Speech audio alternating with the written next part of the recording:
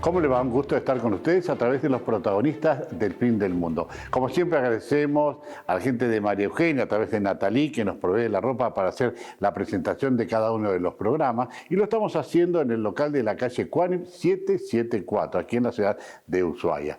Bueno, estamos también atravesando el mes del aniversario de la ciudad de Ushuaia, 140 años de Ushuaia, con múltiples actividades. En lo que concierne a nuestro programa, nosotros lo vamos a hacer con la síntesis de dos programas, de dos audios y dos conferencias que el profesor Arnoldo Canclini brindó años atrás en nuestra ciudad. Y está referido específicamente a los orígenes, a la historia de la ciudad capital de Tierra del Fuego.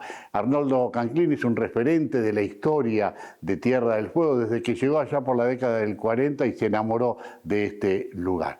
Y Canclini inició la primera parte de su alocución con una frase muy importante que compartimos en un 100%, diciendo: para querer y conocer una ciudad, como en este caso es Ushuaia, primero debemos conocer su origen. Lo compartimos.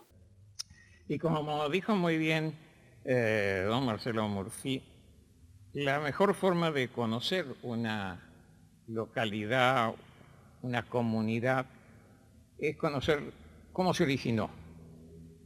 Lo que estamos haciendo nosotros ahora es simplemente una continuación de lo que hicieron otros en años pasados. Al saber qué significó para otros esta tierra, cuando esta tierra no era nada, es el desafío que tenemos nosotros. Pienso especialmente en el enorme crecimiento de esta población. Hay mucha gente joven y muchos que como ushuaienses son jóvenes también, porque hace relativamente poco que están radicados. Y en el pasado de esta localidad y de toda la Tierra del Fuego, hay algunas improntas que son características, que son especiales. Mi amigo, el gran sociólogo José Luis de Imas, que falleció hace pocas semanas, mencionaba el hecho de que Tierra del Fuego, que entonces cuando él escribió su libro Los hombres del último confín, había solo 2 ciudades, se tiene la particularidad de que todas sus ciudades han nacido al lado de misiones religiosas. Los salesianos de la Iglesia Católica en el norte y la misión evangélica aquí en el sur. De manera que uno no puede obviar ese hecho, que tiene por supuesto un significado especial, y yo voy a tratar de reflejarlo en las palabras de los protagonistas y en el espíritu de los protagonistas. Hay mucha cosa escrita, bien o mal, a la cual puedo remitirme, y que hace quizás necesario que más allá de los hechos, de los personajes, veamos el espíritu que quizá en muchos aspectos todavía persiste en esta ciudad. Es difícil de imaginar cómo la Tierra del Fuego en general y esta zona del Bigle era tan absolutamente desconocida. De hecho, cuando se firmó el Tratado de Límites con Chile en el año 1881, nadie había entrado al interior del territorio. ¿Quiénes fueron los primeros que pensaron en que había algo que hacer aquí? El primero que pensó, y es la primera persona a la que quiero referirme, fue un marino británico llamado Allen Gardiner. Gardiner había pasado por el Estrecho Magallanes, sirviendo a su país en la Marina de Guerra. A los 40 años decidió dejar su carrera para dedicarse a alcanzar con el mensaje cristiano a algunos pueblos. Recorrió todo el mundo gastando su fortuna, sin tener éxito. En el año 1844 formó una entidad que posteriormente se llamó, como hasta hoy, Sociedad Misionera de América del Sur, con el plan de llegar ¿a dónde? Como las cosas le iban mal, sus compañeros de misión dijeron: bueno, hasta acá llegó, ya no tiene sentido seguir insistiendo en algo que no da resultados. Y Gardiner dijo, y es lo primero que voy a leer, cualquiera que sea el curso que ustedes determinen, yo ya tengo resuelto volver a Sudamérica y no dejar piedras sin voltear ni esfuerzos sin probar para establecer una misión entre las tribus aborígenes. Ellos tienen derecho a ser instruidos en el Evangelio de Cristo. Mientras Dios me dé fuerzas, los fracasos no han de acobardarme. Esta es mi firme resolución, volver y hacer las nuevas investigaciones entre los nativos del interior, sea entre los americanos españoles o sea en Tierra del Fuego, que es la última tierra que nos es dejada como nuestro intento. Escribió un librito llamado Una voz desde Sudamérica, donde puso una poesía, porque era un gran escritor. Satisfecho, invertiré allá mis días, do soplan las tormentas de Fuegia, o corre turbio el Pilcomayo, iré tanto entre los tórridos torrentes como donde descienden las antárticas nieves. Hoy tenemos la vista de las nieves, que eran el sueño de él de poder llegar un día a esa tierra. Hizo un primer intento en el año 1848, debió embarcarse al día siguiente porque si no los indios lo hubieran asesinado. 2 años después volvió con un grupo. Un joven médico llamado Ricardo Williams, próximo a casarse, resolvió acompañarle en aquel viaje, y 5 hombres de la Marina. Y viajaron hasta esta tierra. Un parrafito de Williams. Cuando llegaba, me levanté y fui a cubierta. Allí está Tierra del Fuego. Sus montañas, con los picos cubiertos de nieve, asomaban entre las brumas vaporosas del cielo matinal, y la tierra de Fuegia nos arrojaba su lánguida y fría sonrisa, saludándonos con un rudo, aunque indudablemente cordial apretón de manos. Las palabras jamás podrán hacer cumplida justicia a su carácter torvo, salvaje e invernal. Es un lugar por excelencia de lóbrega tristeza y de desesperante soledad. Vale la pena pensar un poco la doble impresión de ver Tierra del Fuego.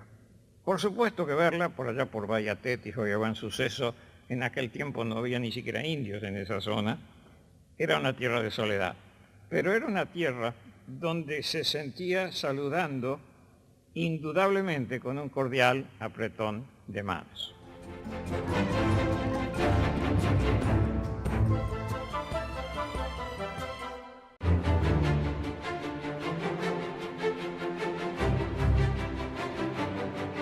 Les decía en el anterior bloque que el profesor Arnoldo Canclini llegó por primera vez a Ushuaia hacia la década del 40, 1945 específicamente, y le encantó el lugar y a partir de eso comenzó una serie de investigaciones hasta los últimos días de su vida, investigaciones que se refieren a la historia, al origen de toda Tierra del Fuego.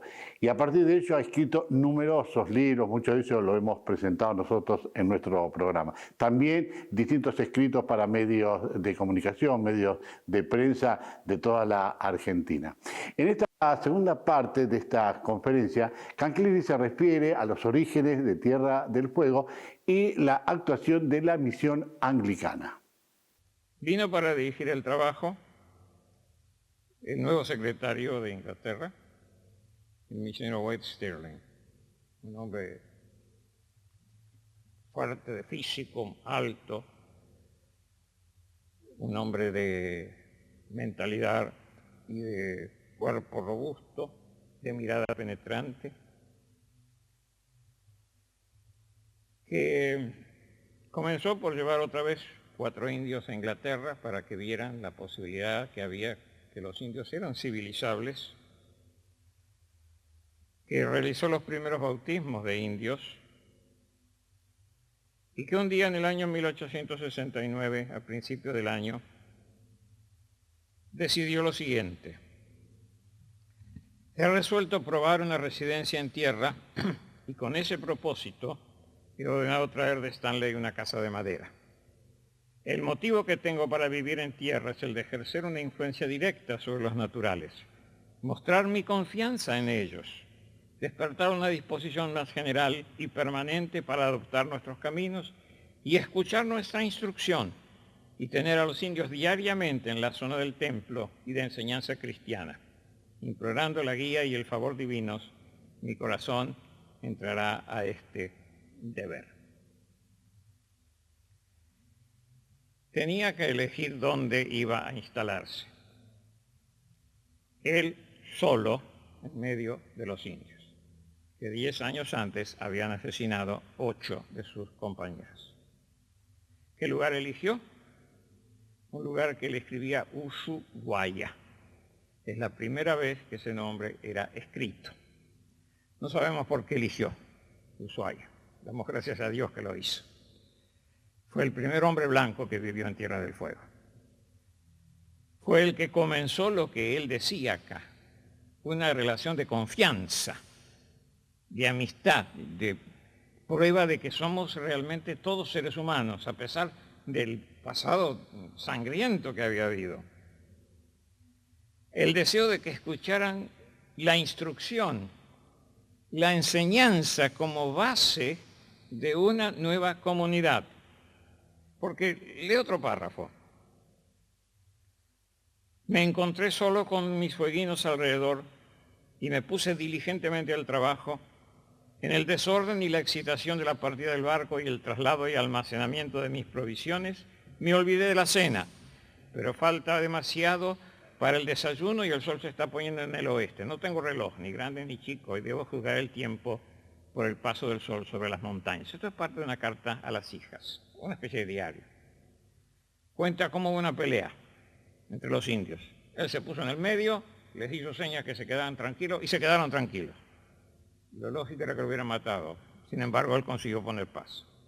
Sentí toda la responsabilidad de hallarme solo cara a cara con la salvaje y excitada multitud. Supe de una vez para siempre que tenía ascendencia sobre ellos.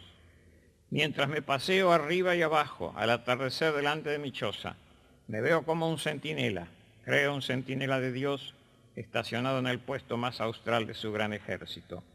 Un suave toque del cielo sorprendió con gozo mi corazón y me olvidé de mi soledad al darme cuenta del privilegio de que se me permita permanecer aquí en nombre de Cristo. Le surgió una duda. ¿Cómo podía hacer entender a los indígenas la idea de que había que vivir en comunidad? Los indígenas, ustedes saben bien, eran nómades, no tenían ningún tipo de estructura social, vivían de un lado para el otro, había que enseñarles a radicarse con el tiempo,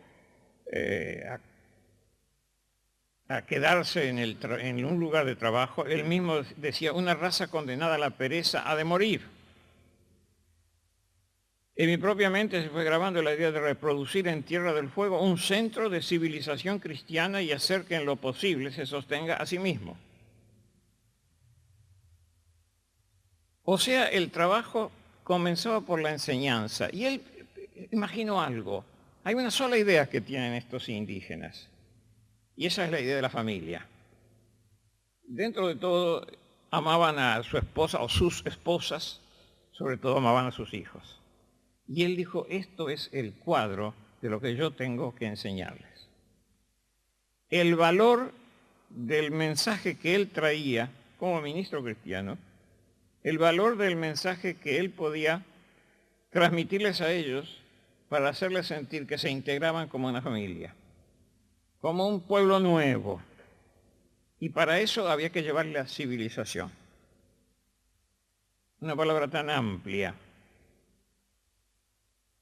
Una palabra que implicaba la enseñanza, implicaba la atención médica. Los indígenas padecían muchas enfermedades, morían muy jóvenes en general.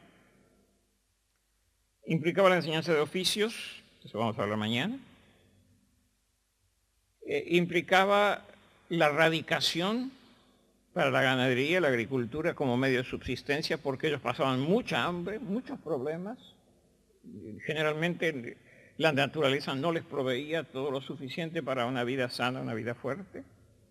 Y había que enseñarles todo eso al mismo tiempo que, por supuesto, se le enseñaban las verdades espirituales.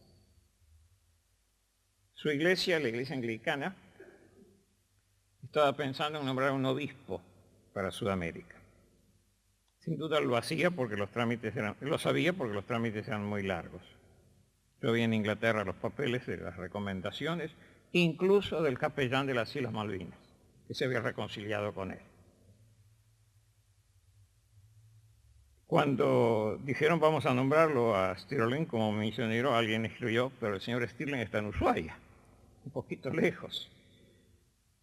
Por eso fue el barquito, vino el barquito, vamos a decir así, lo llevó a las Malvinas y de ahí a Inglaterra, donde fue consagrado como obispo. Volvió después varias veces a esta zona. Le habían dicho que no tenía que viajar porque tenía muy mala salud. Como a él le gustaba contradecir a la gente, en el año 1919 cumplió los 90 años y murió 4 años después. Ojalá tengamos todos mala salud como tenía él. El lugar donde él puso la casa fue en la península que hoy se sigue llamando La Misión. En ese lugar la Marina Argentina se ha honrado poniendo un monolito. El gobierno nacional lo ha declarado lugar histórico. Y en ese monolito se menciona a Gardiner, se menciona a Stirling, se menciona a Bridges y a Lawrence, de quienes vamos a hablar mañana.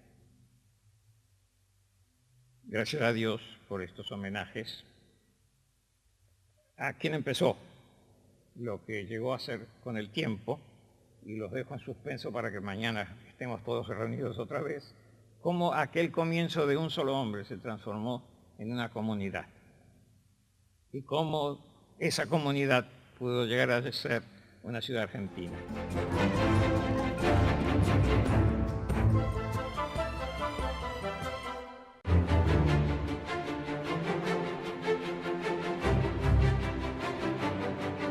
Canclini dijo en una de las conferencias que tuvo un encuentro con Guillermo Bridge, uno de los hijos de Thomas Bridge, que él hizo referencia en el bloque anterior. Ahí, a través del relato de Guillermo, que lo vivió directamente, cuenta cómo fue esta relación de los Bridge con los primitivos habitantes, los yaganes de esta zona, que poco a poco se iban acercando. Ese encuentro se produjo en la estancia Harberton. En un puente de Inglaterra se encontró un día un niño de unos pocos años que no sabía hablar en inglés. Algunos dicen que tenía caracteres latinos, que sería italiano, francés, algo así. Y que le pusieron Tomás porque tenía un medallón con la letra T, que le pusieron Bridges porque lo encontraron en un puente, lo que Bridges es puente en inglés. Algunos autores han pretendido negar esta historia diciendo que es poco aristocrática, digamos. A mí me la contó uno de los hijos de Bridges, a quien pude conocer en la estancia Harberton, allá en mi primera visita en el año 1945. No me gusta decir esas fechas porque uno parece viejo, ¿no es cierto? Pero uno no solo lo parece. Las cosas que me contó don Guillermo Bridges son las cosas que no están en los libros. Tuvimos muy largas charlas durante los 20 días que yo pasé allá en la estancia. Cuando era tan difícil llegar, más difícil resultó volver. Casi tengo que volver a pie. Y pude recoger así la impresión de alguien que había vivido, había nacido, por supuesto, en Ushuaia, y había vivido aquellas primeras etapas del poblamiento de gente radicada, de gente establecida. Ustedes saben que los indígenas eran nómades. El misionero Stirling se radicó en el año 1869 y el mismo año debió dejar el lugar porque había sido designado como primer obispo de la Iglesia Anglicana para Sudamérica. Quedó a cargo de la misión aquel joven que había sido recogido huérfano, pero antes de asumir el cargo, diríamos, viajó a Inglaterra, por motivos que vamos a contar enseguida, y vinieron aquí a Ushuaia otros dos matrimonios para hacer las primeras construcciones. Uno de ellos se llamaba el carpintero, se llamaba James Lewis. Su esposa, Eleonora Britten, fue la primera mujer blanca que vivió en Tierra del Fuego. Tenían una criatura que fue bautizada aquí en Ushuaia y que recibió el nombre de Frank Ushuaia Lewis. Frank Ushuaia Lewis resultó un hombre de una carrera interesante, vivió después en Santa Cruz, fue el primer intendente de la ciudad de Santa Cruz y su casa todavía existe, está todavía con muchos honores, muy bien cuidada. Bridges iba a Inglaterra con dos motivos. Él lo pone en su diario. Un motivo era ser reconocido como ministro de la Iglesia y el otro motivo era casarse. Obviamente, por estas tierras no había posible para él y sería interesante dedicar toda una charla, como él lo cuenta con todo detalle, porque por supuesto era un documento privado, de cómo le traían a las niñas buenas mozas de Inglaterra para, a ver si las cosas funcionaban. Y no funcionaban. Hasta que de repente se cruzó con una maestra nacida en el pueblo de Harberton, que se llamaba María Ann Barber. Y el noviazgo fue muy rápido, él tenía que volverse. Pero es muy interesante, déjenme decir un detalle humano. Cuando él va escribiendo, dice que se encontró con la señorita Barber. Dan vuelta a la página y bueno, yo estuve conversando con María. Y dan vuelta a la página de nuevo y mi María me dijo tal cosa. Y si miramos al final, mi queridísima María. Obviamente terminó en casamiento la historia y salieron de viaje, boda por así decirlo, a los 2 días de haberse casado. Para seguir con la historia familiar, tuvieron 6 hijos que resultaron ser pobladores pioneros de Tierra del Fuego. Sus descendientes, como ustedes saben, viven todavía algunos de ellos aquí. Finalmente vinieron a Ushuaia.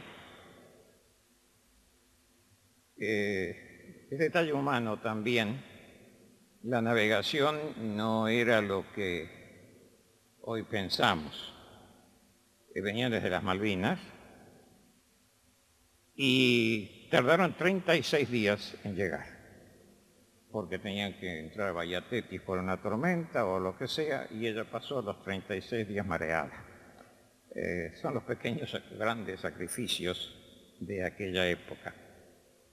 No vamos a seguir hablando de ella, por eso quiero decir alguna palabra de homenaje a aquellas mujeres jóvenes, diríamos que sin experiencia, que venían a vivir a lo que se suponía era el fin del mundo, que venían a una tierra de indios que tenían pésima fama, se decía todavía que eran caníbales, lo que no era cierto. Y ella era dice su hijo Lucas, que escribió el famoso libro Último Confín de la Tierra, que era pequeña y dulce, que tenía dignidad de reina y espíritu de Florencia Nightingale. Eran, yo no sé si así tal para cual, era el complemento uno del otro. Él era enérgico, era fuerte de carácter, aunque era amistoso, agradable, y ella en cambio no, era pacífica, era la que ponía la palabra de dulzura, la que se acercaba a las mujeres, les enseñaba a coser con cariño. Vivió muchos años más que su esposo. Para ese entonces los hijos habían levantado de la estancia Viamonte, en el norte de la isla, cerca de Río Grande, que todavía existe, y la quisieron llevar. Habían hecho un camino a través de la cordillera, y es uno de esos cuadros que a uno le quedan, lo dejan pensando. fabricaron una especie de palanquín como esos que tienen los chinos, ¿no es cierto? Una cabinita que llevaban con andariveles para cargar con su madre, que ya era anciana, hasta llevarla hasta el norte de la isla, a través de la cordillera. Un cuadro de aspecto cariñoso que describe lo que era aquella gente de la que, como dijimos ayer, el sentido de la familia era una cosa básica e importante. Ese sentido de familia era una de las cosas que yo le oí contar muy sensitivamente a don Guillermo Bríchez, de cómo su padre conversaba con los hijos y les hablaba de la necesidad de descubrir la presencia de Dios en todo lo que le rodeaba.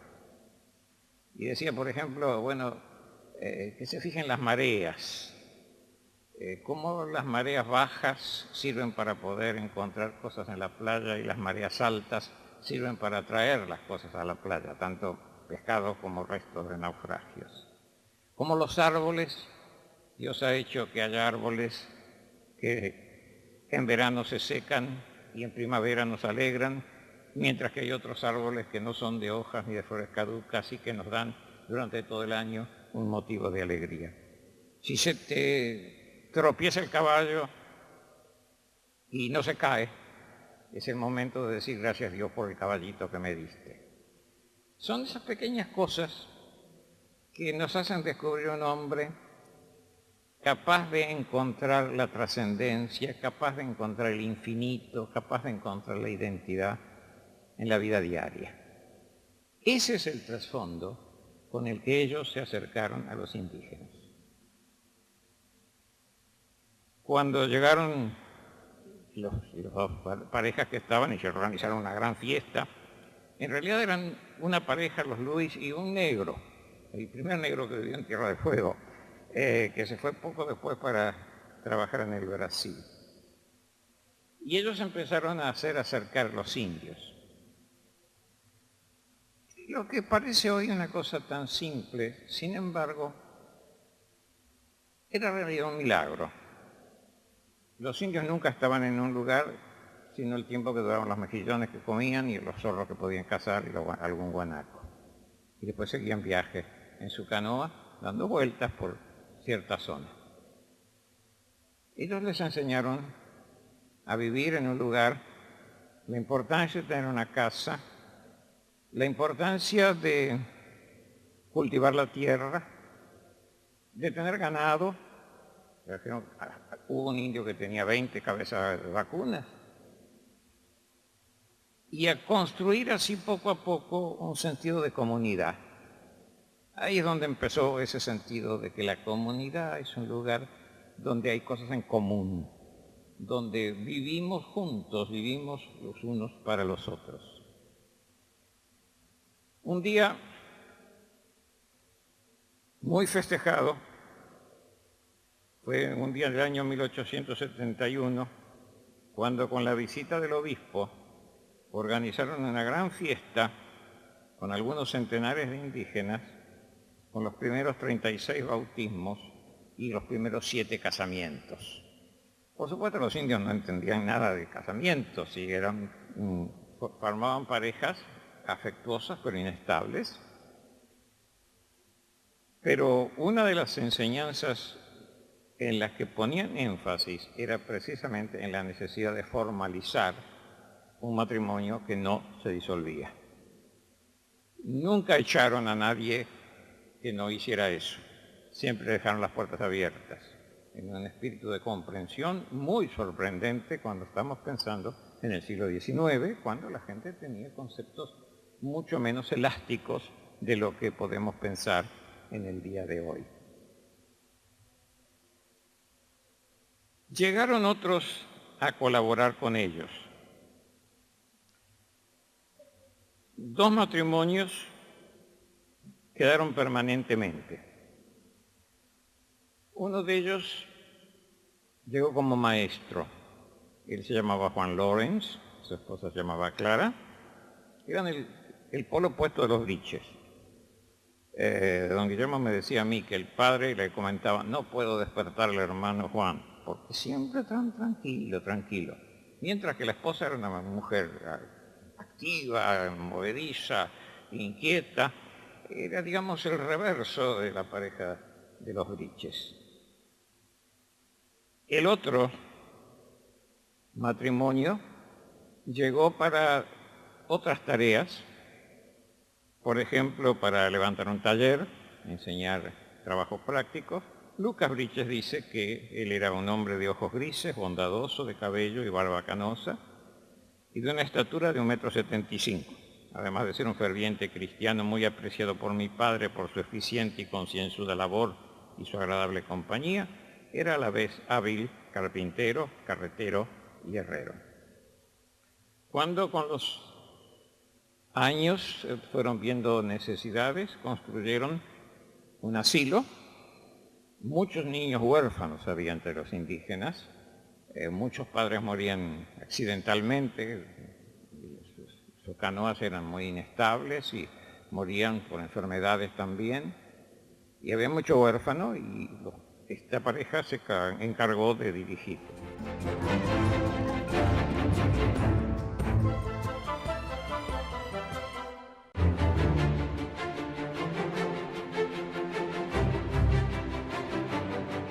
En la segunda parte, recordemos que fueron dos conferencias, nosotros lo estamos sintetizando en un solo programa.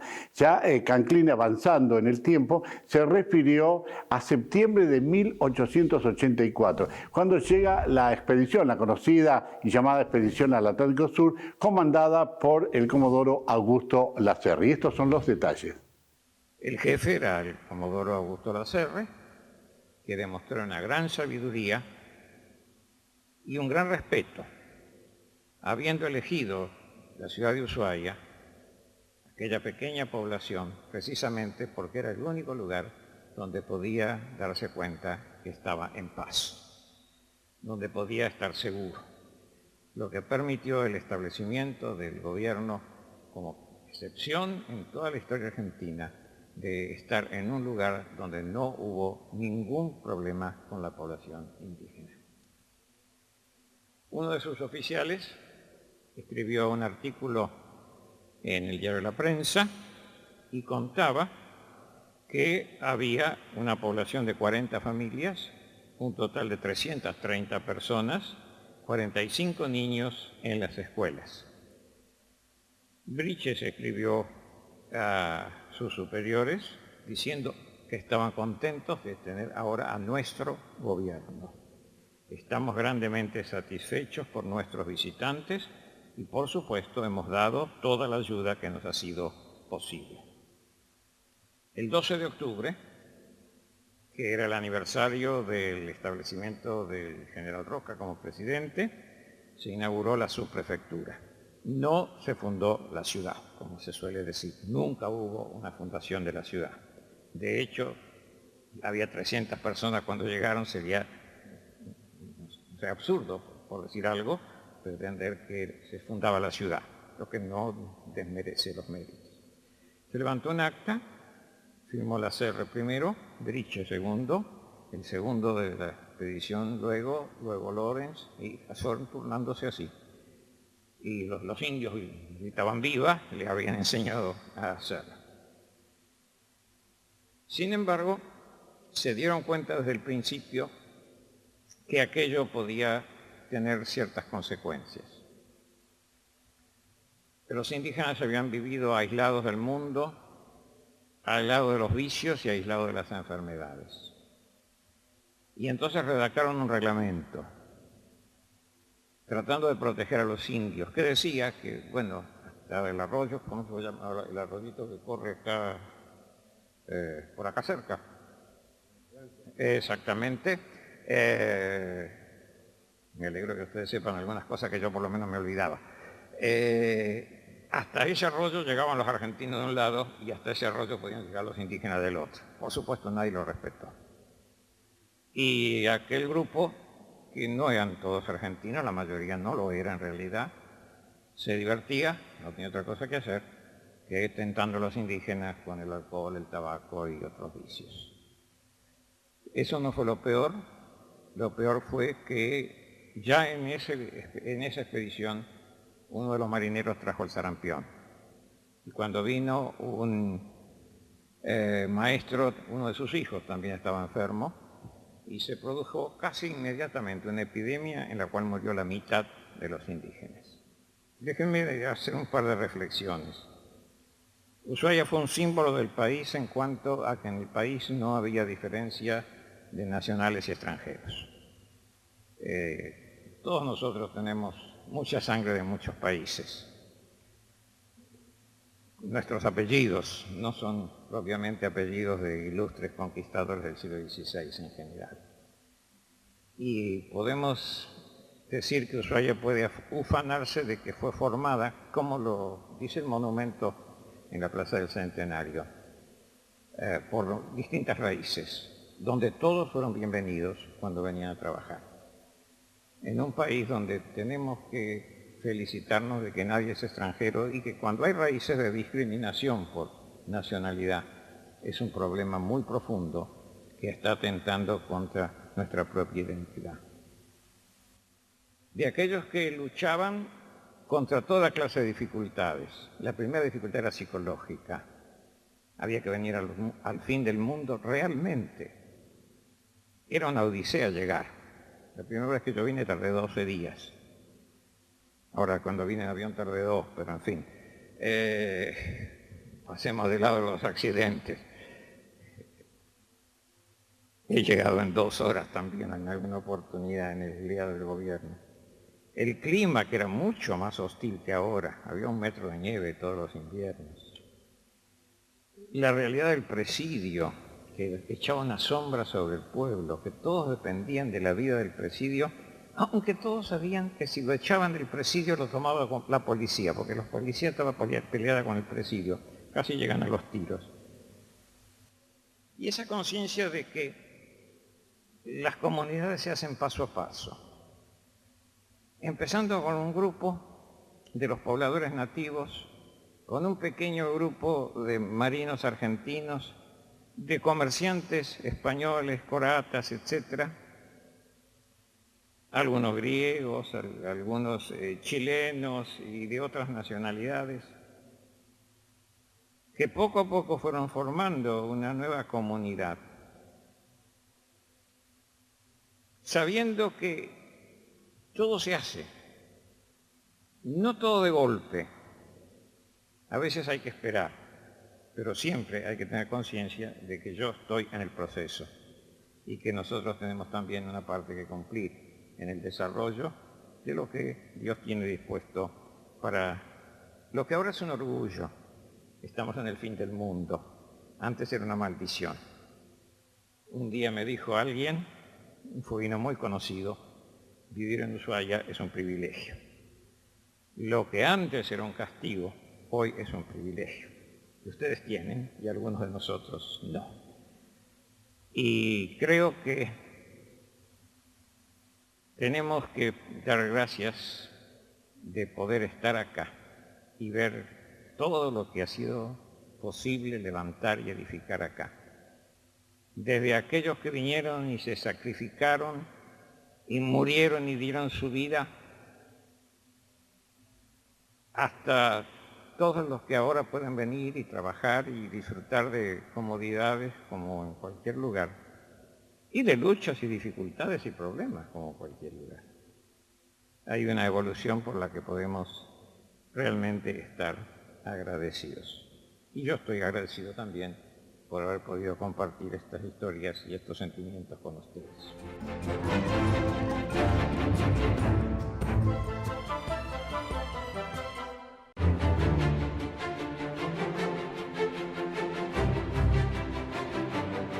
Es el final ya de otro programa de los protagonistas del fin del mundo. Hay mucha bibliografía referida a Tierra del Fuego, sus orígenes, personajes, historias. Realmente es fascinante, muchos autores. Y entre esos libros, usted sabe que siempre tratamos de recomendar a la mayoría de los programas libros que tengan que ver con el tema que vamos desarrollando. En este caso es uno de los tantos libros de Arnoldo Canclini, Navegantes, Precios y Pioneros en la Tierra del Fuego. Y otro libro del querido para mí, mí recordado don Enrique Inda, que habla sobre los pioneros fueguinos. Toma un periodo de 1869 a 1890. Dos publicaciones, entre otras tantas que hay, y vaya si no hay tanta bibliografía sobre el tema, que queremos recomendarle como siempre a través de nuestro programa. Programa hoy que cierra con la marcha de Ushuaia, y en esto destacamos el trabajo realizado por nuestro querido compañero de tareas y editor Leandro Esparro. La marcha de Ushuaia cierra el programa de hoy de los protagonistas del fin del mundo.